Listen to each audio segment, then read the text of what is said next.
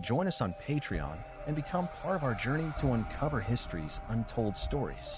Your support helps us create in-depth content, bring hidden narratives to life, and keep history alive for everyone. The story of how the Bible came to be is one of the most fascinating and complex journeys in the history of human civilization.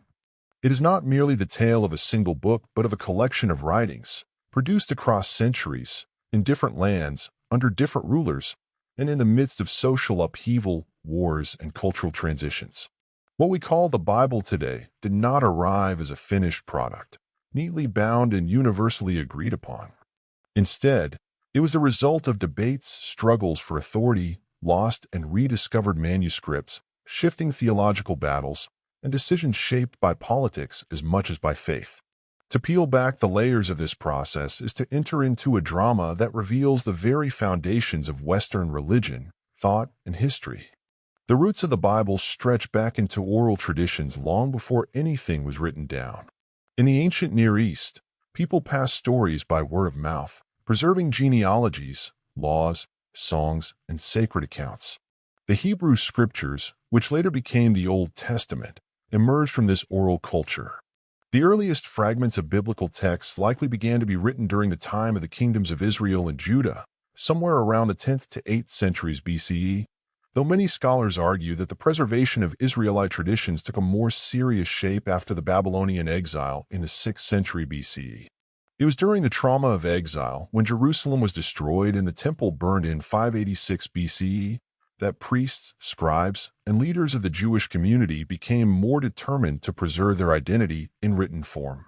Stories such as the creation in Genesis, the covenant with Abraham, the laws of Moses, and the histories of kings began to crystallize into text, edited and re-edited over generations.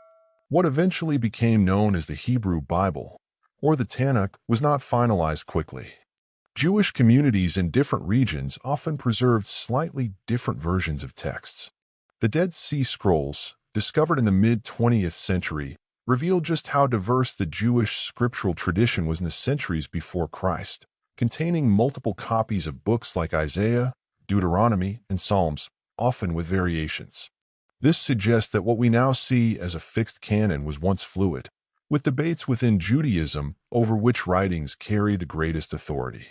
By the 2nd century CE, most Jewish communities had settled on a body of scripture very similar to what is now called the Old Testament in Protestant Bibles, though the process of canonization stretched for generations.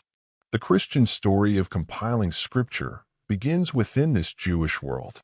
The first Christians were Jews, and they used the Hebrew scriptures, though most often in the Greek translation known as the Septuagint. This translation, completed between the 3rd and 1st centuries BCE in Alexandria, contained not only the Hebrew text but additional writings, later called the Deuterocanonical books or Apocrypha. These included works such as Tobit, Wisdom of Solomon, and 1 and 2 Maccabees, which would remain in Catholic and Orthodox Bibles but be excluded by most Protestants centuries later. For early Christians, the Septuagint carried weight because it was the version accessible to the Greek-speaking world, the language in which the New Testament itself would be written. As the Christian movement spread, new writings began to circulate: letters from Paul, narratives of Jesus' life, and accounts of the apostles. These texts were not initially seen as scripture in the same sense as the Hebrew Bible. They were pastoral, theological, and instructive documents for specific communities. Yet by the late 1st and early 2nd centuries, churches began reading them aloud in worship alongside passages from the Hebrew Scriptures, suggesting they were already being regarded as inspired. Paul's letters, for instance, were collected and copied, becoming foundational to Christian doctrine.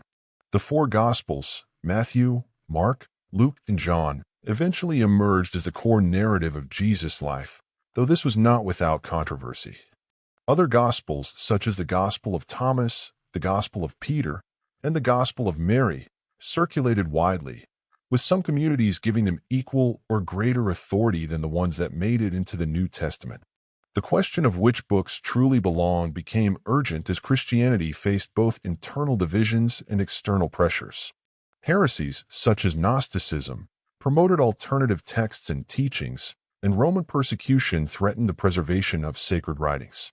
In response, early church leaders began to define more clearly what counted as authoritative scripture. By the late 2nd century, figures like Irenaeus of Lyons argued for the authority of the four Gospels, rejecting others as false. Around the same time, a heretic named Mark Ion created his own version of Christian scripture, rejecting the Old Testament entirely and accepting only a shortened version of Luke's Gospel and some of Paul's letters.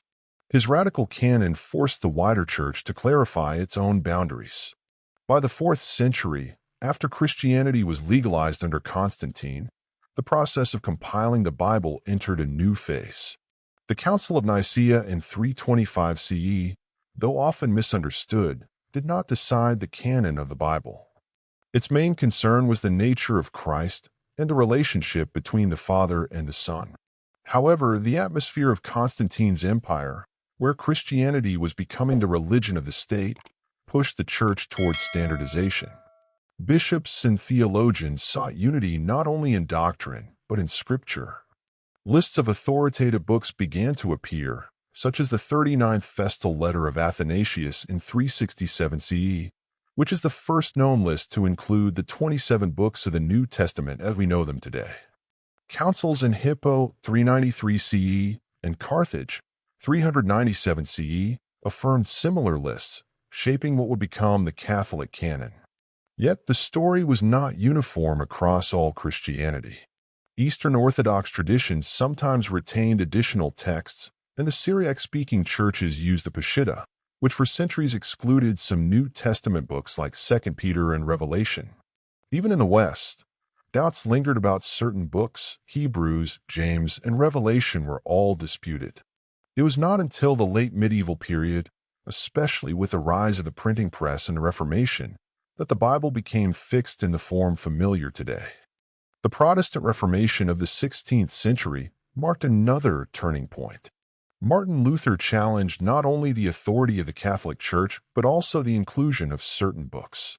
While he translated the Bible into German, making it accessible to ordinary believers, he placed the Apocrypha in a separate section, calling them useful but not equal to Scripture.